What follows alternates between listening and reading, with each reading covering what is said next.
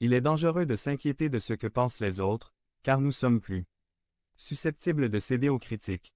Cela signifie que nous ne faisons pas toujours la bonne chose, mais que nous faisons plutôt ce que tout le monde veut que nous fassions.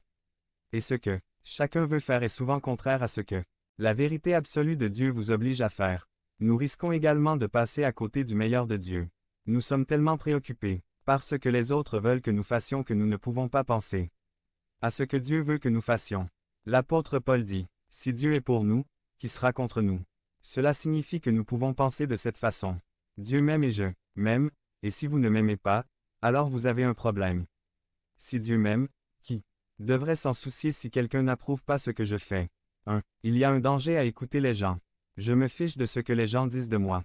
Je suis ce que Dieu dit que je suis. Et Dieu est plus sage que moi et que tout le monde autour de moi. J'ai ce qu'il dit que j'ai et que je croirai et que je confesserai de ma bouche. Je suis ce que Dieu dit que je suis. Un aigle devant la tempête. Je me ressource chaque jour.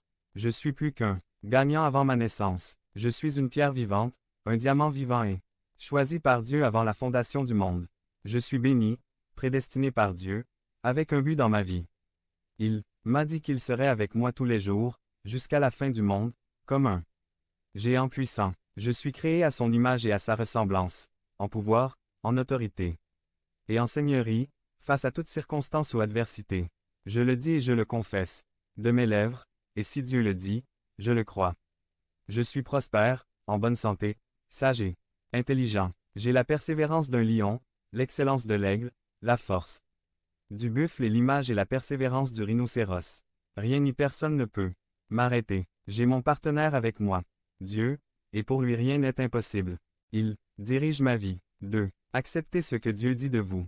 Jésus-Christ dit qu'il est mon ami et mon aide. Comment puis-je échouer? Moi seul, avec mes excuses, j'arrête. La bénédiction et le succès.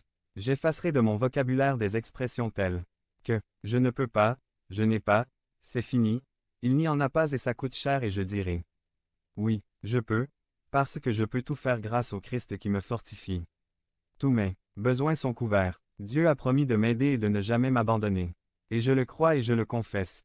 Je suis un enfant de Dieu Jean 1. 12. Je suis un héritier de Dieu et co-héritier de Christ Romains 8. 17. Je suis plus qu'un vainqueur en Jésus-Christ Romains 8. 37. Je suis une race élue, un sacerdoce royal, une nation sainte, le propre peuple de Dieu. Un proclamateur des vertus de Dieu 1.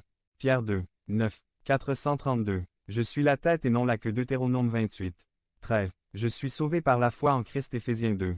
8. Je suis un instrument d'honneur, sanctifié, utile au Seigneur et préparé pour toute bonne œuvre. 2 Timothée 2. 21. Je suis un roi et un prêtre Apocalypse 5.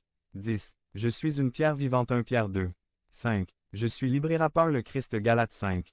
1. Je suis en bonne santé et je jouis de la santé par le Christ. 1 Pierre 2. 24. Je participe aux natures divines 2 Pierre 1. 4. Je suis bienheureuse Éphésiens 1. 3. 3. Vous devez annuler ce que vous dites de vous-même ou ce que d'autres ont dit de vous. Vous dites, c'est impossible. Dieu dit, tout est possible. Luc 18. 27. Vous dites, je suis très fatigué. Dieu dit, je te donnerai du repos. Matthieu 11. 28 à 30. Vous dites, personne ne m'aime vraiment. Dieu dit, je t'aime. Jean 3. 16 et Jean 13. 34. Vous dites, je ne peux pas continuer. Dieu dit, ma grâce est suffisante. 2 Corinthiens 12. 9. Vous dites, je n'arrive pas à comprendre les choses. Dieu dit, je dirige tes pas. Proverbe 3.